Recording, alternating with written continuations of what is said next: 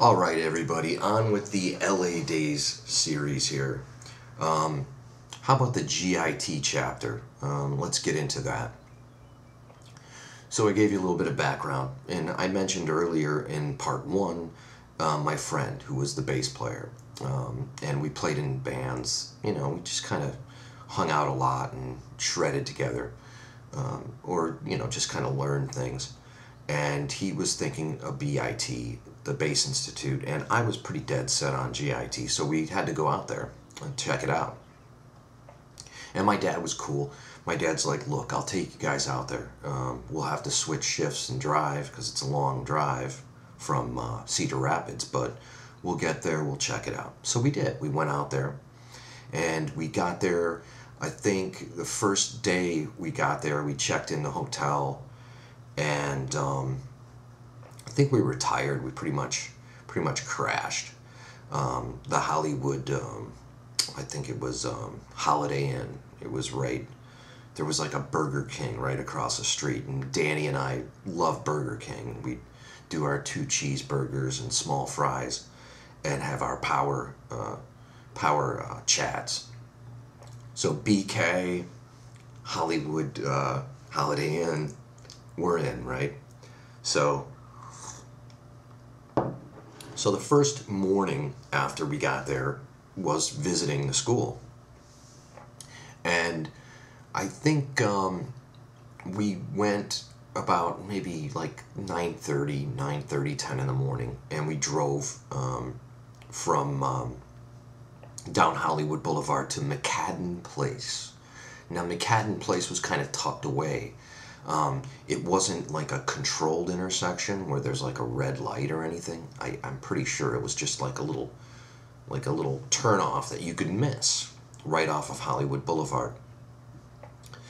And we parked and we got out of the car where the address was, and it was this huge building, right? This is gigantic building. It was like, brick and mortar and windows, and it was a school. It was a nice size complex. So we go in, and somebody's like, oh yeah, and we're here for the tour, so that they didn't see a badge, because everybody has badges there and stuff. If you're a student, you had your badge, or you couldn't get in. So we were like, yeah, we'll hang out, we'll wait. They said, okay, fine, somebody will be right down. We wanted to do a little tour or whatever. So down comes this guy, and he came down the stairs. He was up somewhere else. His office, I think, was on the 2nd floor. And his name was Howard. So Howard, this older guy, right, mind you, I mean, he was like older than my dad. And my dad was like 36 and like ancient to me. So I was like, whatever. Okay, Howie, show us around. And Howard Roberts, mind you, jazz legend, right? And that's how stupid a kid I was, sitting there at a jazz school, and I was all rock and roll. So, but I didn't know any better. So Howard Roberts is showing us around. And we went through the tour and everything. You got the hallways, you got all the lockers. They had, just like a regular school, classrooms that were more like open. And then they had private counseling rooms, which were more tight. They were like, smaller quarters. And then each of those rooms had little PV bandits in there, or like audition 20s, which I was very familiar with PV, so that was right up my alley. And so we checked it all out, and then we get done, and Howard Roberts says, well, you got a demo? Did you bring your demo? He's kind of expecting it, I guess. And I'm like, no, I didn't really put together anything specifically for this. And I didn't have anything. I didn't bring anything. I didn't think about it. And he's like, that's fine. Come on up. And so we went back up where he came from, and he's like, step into my office. So we went in and we sat in his office, me and my dad. And we're sitting, and he's like, why don't you pick up that guitar over there? And it was like, I don't know, I think it was like and one of those hollow body jazz style guitars or something, and it was 335 Gibson, something like that. So I picked up the guitar, and he's like, all right, plug into that amp. And I was like, okay, cool. So I plug into the amp, and by now I'm terrified, because I'm like, oh no, now I'm on the spot. And no demo. I was thinking I should have brought this damn demo. Now I'm sweating bullets, right? So he's like, you know, play me an A minor chord. And I go like, bling, you know, or whatever. All right, play me an A minor 7. Okay, boom. Play me an A minor 7 flat 5. All right, play that. Play me a G7 chord. Okay, you know, he just kind of took me through the motions, specific scales. Play me an Aeolian scale. Oh, okay. Play me a pentatonic major scale, C pentatonic major, whatever. He took me through the whole rigmarole. So when I get done, he's like, all right, now play me something you came up with. Play me one of your pieces. So I played him one of my pieces that I wrote. You know, one of my finger style. I wanted to keep it real simple. I didn't want to have to shred and do any crazy sweeps or anything, because I was already kind of nervous. So I just played something I was very familiar with, one of my finger style pieces, and it was in like G major, so it was pretty simple, you know, E minor, pretty easy for me to do off the cuff on the spot for the guy. And he's like, you know what, kid? He's like, there's 4 levels here, okay? There's 1, which is the bass level, which is like right off the street. You just bought your guitar at Pete's guitar shop, and you want to attend the school. And then there's other levels. There's 2nd, 3rd, and then there's the advanced 4, level 4. He's like, I'll tell you what, I'm putting you in level 4. And I was like, wow. You know, I didn't even know the levels really existed. And he said, I'm going to put you at level 4. And these guys, you know, are going to scare you to death, kid. You know, these guys are, you know, from all over the world, and you're going to be right there with them. And you'll be able to pick it up. He's like, I'm pretty confident with what I've seen you do and how you are, that you'll be just fine. So congratulations and welcome to MI. And I was like, wow. So that was cool. So anyway, so we get, you know, done with that, and my dad's like, what do you guys want to do? And we were like, I don't know. So he's like, how about tonight we go somewhere and go check out something? And we were like, what? Go to a club? He's like, yeah, wherever. Where do you want to go? And I was like, Dad, we're going to Gazzari's. It's called Gazzari's, and we'll find it. We'll just look it up. It's on the Sunset Strip. Because I obviously was familiar with Gazzari's. I've read a million times about it. Whiskey, Roxy. But Gazzari's was a little more special for me, because I was a big Van Halen guy. And I know Bill Gazzari was tight with Roth, and he was like a father figure. He was really cool with the band. So I was like, we are going to Gazzari's, and my dad's like, fine, I'm your chaperone. You kids, you know, you guys are gonna drink sodas or something. You know, I might be able to sneak you a beer or something, but you know, it's gonna be a covert operation. So lo and behold, we go to Gazzari's, and we get in this place, and it was like small. I mean, it wasn't like small, but it wasn't as big as I thought. And the stage was like literally, like probably took up half the place. And it was kind of up, you know, Gazzari's, the stage is kind of risen quite a bit. And then the bar was like to the left, and in the back area, it kind of wrapped around. And then the entrance was in the back, and we went there, and Bill Gazzari was there, and my dad was sitting up there by the bar and talking with Bill Gazzari, and Danny and I were just down watching the stage, waiting for this band to show up, or come on anyway. So the lights go down at Gazzari's, right? And these guys, I mean, this crushing drums, I mean, this PA was unbelievable. Everything just sounded like huge. And this crushing drums and bass line comes out, and then these guys come out from the sides, and it was a band called Orphan. I remember it well. And they were really good. I mean, they were like, you know, like a Motley Crue, like meets like like a Van Halen, or you know, that kind of thing. They just had, the singer was all decked out, and the guys were all like totally, you know, in their best gear, and they had their Marshalls just cranked. I mean, the guitar player, oh my God, he must have had his Marshall just wide open because it just sounded unbelievably loud. So we checked that out for a while, and you know, we left, and we're kind of like, you know, had some ringing in our ears or whatever.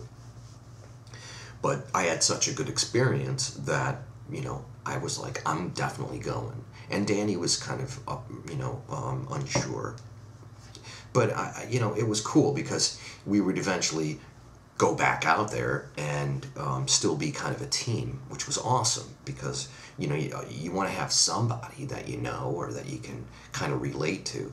And I mentioned the guy that was in the guitar contest that I think placed before me. His name was Bill.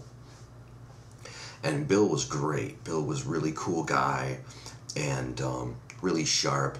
And he was, you know, living there. So when we eventually did go back out to LA, we lived with Bill. And we lived with Mark. It was me, Bill, and Mark, and Danny. And it was like, you know, a pretty small apartment. It was a 2-bedroom.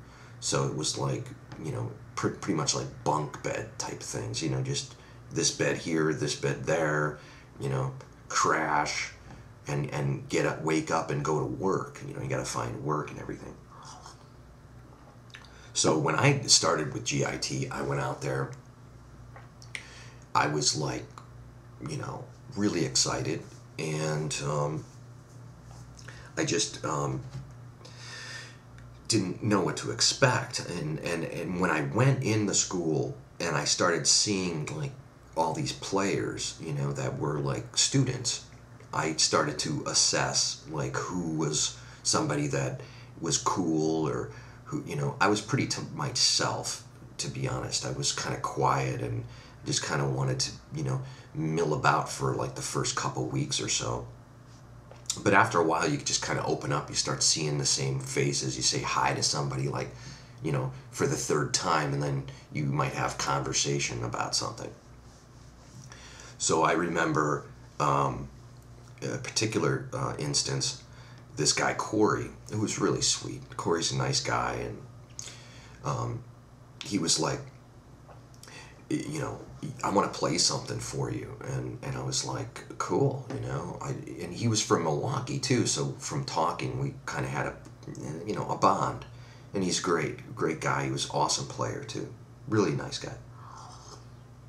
So Corey's like, he's like talking like Michelangelo Badio and stuff. And I'm like, oh yeah, Mike Badio. Nitro, you know. And this was before the Nitro album, I think, even came out, or probably right around when it did. So he's like, hey, I'm going to play something for you. And it was him and his buddy, another guy. I think, I'm not sure what his buddy's name. I think his name was Jason. I can't remember. But he's like, come on down with us, and we're going to play this bootleg. And it was a little cassette deck. Like one of those dictaphones that you talk into. And he's playing me this thing, and he's like, this band is called the Willies. And I'm like, oh, okay. And he's like, this guy, his name's Sean Lane. But I'm going to play it for you, or whatever. And I'm like, ah, fine, play me Sean Lane, whatever. So he plays me this thing. He plays me this solo, right? This live solo. And I'm thinking, you know, what the hell is going on? because this solo was like beyond, like, oh my, it was beyond anything that I could even comprehend as a player. It was like imagine seeing like Mount Everest for the first time. I was just in awe. And he's like, yeah, this guy's in Memphis, and not a lot of people know about him or whatever, but you know, he's probably like the best guitar player in the world. And I was like, yeah, I have to admit, after hearing, you know, this live solo or whatever, and then he's like, yeah, we'll listen to this, and he was playing me like a version of All Along the Watchtower, Hendrix. I was like, wow, you know, not only is this guy blinding fast and clean in technique and musical, but he had the Hendrix, he had all the blues and soul phrasing too. It was like horrifying. You know, he was like Stevie Ray Vaughan meets freaking, you know, whatever, Alan Holdsworth. So I was just like, wow, man, you know, that's, so him and I, you know, we would go on to, you know, have powwows and jam or whatever once in a while. And great guy, Corey. So anyway, so we, you know, we both kind of understood too, going there, that we had to make credits. You know, you had to get like a certain amount of hours in to get to be able to graduate. So him and I would run into each other often at like 12 midnight, because that's when the time card that you punched in to reflect your hours would turn over. So we'd go there at like midnight and hang out and probably, you know, talk for a little bit, and then at 12:01 we would hit our time card, so we were punched in for the day. And then, you know, you could stay there for an hour or two. Sometimes I'd stay there till 2, 3 in the morning. One time I was there, it was pretty late, and I guess some body was found in the dumpster, like right outside the window where I was like practicing or something. I was probably like sitting up there playing when somebody got killed or something. I mean, it was kind of a dangerous area, because everybody was around. I mean, I remember one particular time I came out of the school pretty late, and I was walking up McCadden Place towards Hollywood Boulevard, and like out of the shadows comes this guy with a knife, and he's like, give me your money. And I, you know, I carried all my money, the big money that I had, big bills in my sock. I always carried very small bills in my pocket. Somebody told me that. They said, when you're walking around the school, you know, keep your dollar bills, you know, the dollars in your pocket, but keep your, you know, 10s and your 20s in your sock, or your 100s or whatever. And this guy's like, you know, like I said, give me your money. I was like, what? I'm like, I have like $5, man. You can have it. I'm like, right. I was totally calm. I was like, here you go. And like, he disappeared. He took off. I'm like, cool, good. And I, you know, didn't quit the school or anything, and I didn't quit walking at night. But, you know, just to give you an idea of what the surrounding area was like, it was, you know, hit or miss. So when I went there, I was very much into that Paul Gilbert vibe, and I knew Eddie had visited the school, and I knew that Paul was graduated from there and everything, and I was familiar with the Guitar Wars that Paul won when he was like 16, I think. He was pretty young, and Paul won the LA Guitar Wars. That's kind of like a big thing, because there was like hundreds of guys that try out for that, and he won. And so yeah, it was like, I want to go where that guy is going. And I remember when I first saw him at MI, there was these counselings. There were the little rooms that I told you about with the 2 amps. And the teacher would go in, and then at 12 o'clock or whatever, and then when they're scheduled anyway, and then the students would come in, and there'd be chairs around, and then there'd be 2 plugs for your, you know, your amp, and the teacher would be plugged in all the time. He'd have, most of them would come in with a little, you know, like the ghetto blaster, so they have the ghetto box, they have their tape deck or whatever, Some had drum machine or the metronome or whatever. So they got their little area, and on this side, all the students, you know, facing the teacher. So Paul would do that. He'd come in, sit down, put his box down. Hey, what's up? You know, and I was sitting in there one day, and you know, he was just talking and everything, and I was like, wow, he was really cool, really sweet, really funny guy, really witty, and he started playing, and it was like, I was like, you know, you have to remember that when an artist plays on something, anything you've heard anybody do, even live, it represents like such a small window of their scope, you know. So when I saw him play in person, he was 100 times better in my mind than I already thought he was 100 times better than me. So now he's 1,000 times better than me. I mean, or just, you know, more where I wanted to be anyway. Not better, I guess. Better is the wrong term. I don't want to get into that. What a nightmare, huh? So apples and oranges anyway. So he's playing, and I'm just like, and these other guys are plugging in like across him, you know. Oh, hey, you know. And Paul would play rhythm. See, Paul would say, all right, let's just do something here. Boom, let's do a little vamp. I'll do a 1, you know, 4. How about a 1 4 2 5? You know, and he'd do a little 1 4 2 5 progression, and then the student would play it, and the student would lock on that progression with him, and he'd go, okay, I'll go first. Then we'll switch after like 8 measures. So then they'd trade off, and that's kind of how it was. So you just jam with them, you know, and all the teachers were like that. They're very open and ready to just kind of jam with you. So they, you know, and it came through the bunch, and with my first encounter, and they were passing the chord around, and I didn't even play. He was playing, and these students were like hacking up a storm, and he was all supportive and everything, and I was just like, oh my, I'm not gonna be these guys, you know, I'm not even. And I was like, he's kind of scared too, so I'm like, I just passed the cable, you know, and he's like, what, no, you didn't want to, I'm like, I'm cool, I don't feel good, I got a headache.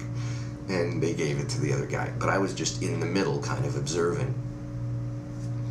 And I would go back a couple of times, and I think a couple of times I actually played in retrospect in his jams and everything, but very often I would just watch his open counselings through the window. So the doors of these areas, right, the doors had windows on them, so when they would close the door and they'd be in there playing, you could still see in the window and see what was going on. I mean, I just didn't like being that close to the guy, because he was blowing my mind.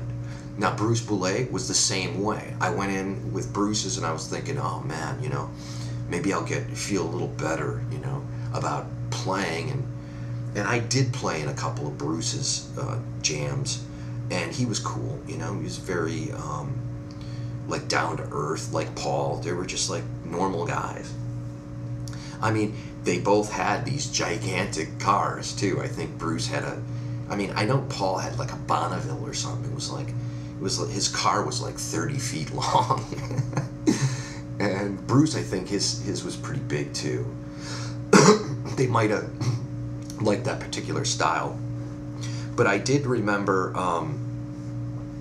a person that I will end this out with. His name was Paul also, and his name was Hansen, Paul Hansen, and he was like kind of a surfer dude, you know, cool. Like he was like Michael J. Fox's guitar coach in Back to the Future. I don't know how hard it was to coach Michael J. Fox on playing guitar. I mean, they don't really play on the movie anyway, so I mean, but that was a credit, and it was cool, you know, to know about the, you know, that he was in the business. And Paul Hansen was in this band called the Brooklyn Brats, which I wasn't even familiar with, but He was very cool. He was just super nice.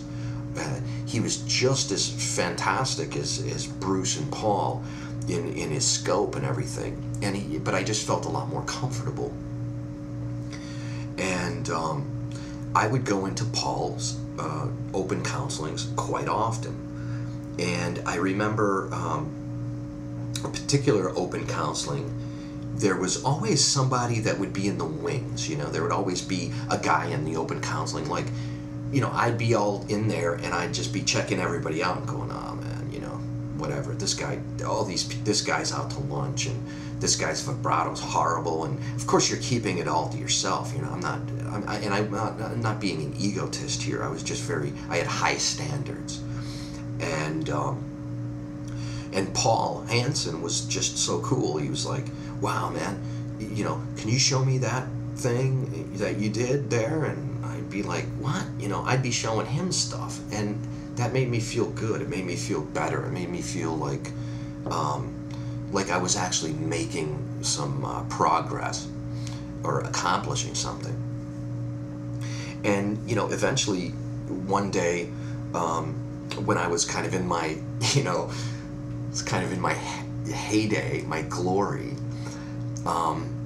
we were in a typical open counseling, and we're sitting down playing, and Paul and I were going back and forth, and I'm all happy, and and there was a couple other guys that were pretty darn good. They were starting to run into some more pretty awesome, pretty tight players. That was kind of cool, but I always felt like, I could analyze people pretty quick. I'd be like, I got him in the vibrato department. His sweeps are good, they're impressive, or, it's guitar talk, but it's in your mind, right? So I'm in this counseling, and it goes through the whole bunch of guys. It goes from this guy all the way down, and I remember on the far opposite side was one last player, and he was actually talking with Paul. Like, they kind of knew each other a little bit, but he was just kind of observing for a while. And he plugged in, this guy, okay? And this guy, okay, he had an SG. He looked kind of greasy. I mean, I'm not, homosexual or anything, but he was kind of a good-looking guy, And I was like, and he was kind of like in that communication with Paul Hansen anyway. And I thought, and I didn't see him around the school, at all, because he wasn't a student. He was a student before I was. He was already been and gone. He was just coming back to haunt the place. Lo and behold, the guy plugs in, and his chops were just like off the map. His technique was really impressive, and I mean, he made me feel pretty bad for an instant. And then I thought, well, maybe you could still go up against him, and or whatever. I'm not saying it's competitive, but it kind of is in a way when you're a kid. I was like 17 years old or 18 years old. So it turns out that he's buddies with Paul Gilbert, not Hansen. But he's also buddies with Paul Hansen, and his name is Russ. And he's like, oh, that's Russ. And I'm like, because I asked him after he left, and I'm like, who was that guy? Who was that guy? And he's like, that's Russ. And Russ Parrish. And I was like, whew. I'm like, boy can play. And, little did I know that, he was pretty tight. I think he might have been a student of Paul Gilbert, or he might have actually just been a straight up peer where they were just, pals. But, we'll get into more of that in the next chapter. I want to keep these at 30 minutes. But I wanted to take the next 30 seconds to talk about Russ Parrish. Russ Parrish is awesome. He does the Steel Panther thing. He's funny. I mean, he's very clever, and he played with Halford. I remember a clinic, my buddy went and saw a Paul Gilbert clinic, and Electric Fence was playing, the Paul and Russ and Jeff Martin, And Rob Halford joined them and sang Bloodstone right there at the clinic. So I missed that one, and I was horribly disappointed because Russ Parrish on this note is fantastic. The guy can play Van Halen, he can play Vinnie Moore, he can play Upside Down and Right Side Up. But anyway, take care. I'm keeping it short, and I'll talk more about GIT, of course, next time. Thanks. Take care.